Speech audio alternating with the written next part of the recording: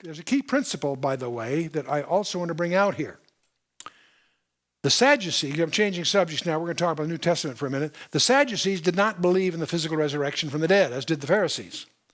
And they like to ask tricky questions to make the Pharisees look stupid.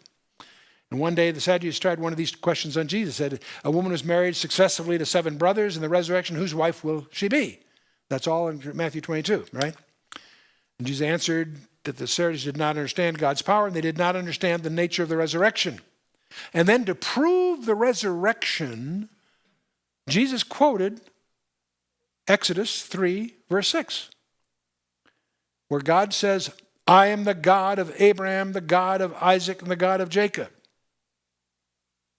Well, what's that got to do with anything? How does that statement prove the resurrection? When you're reading Matthew 22, you could stumble on that. How did that one statement, was that enough to prove the resurrection? How to do that?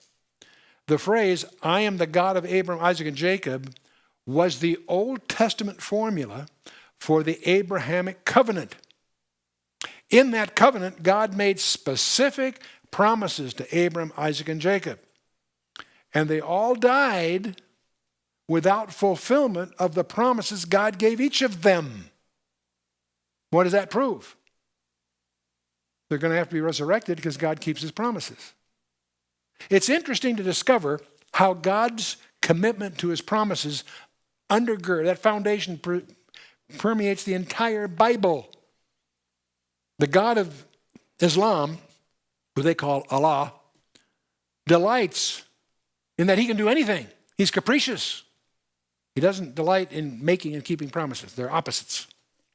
Because our God is a covenant-keeping God, his covenant with Abraham, Isaac, and Jacob obligates God to resurrect Abraham, Isaac, and Jacob in order to fulfill his promises. You missed that as you're reading Matthew 22. And by the way, David in like manner. David has promises yet to be fulfilled, and that's called the millennium.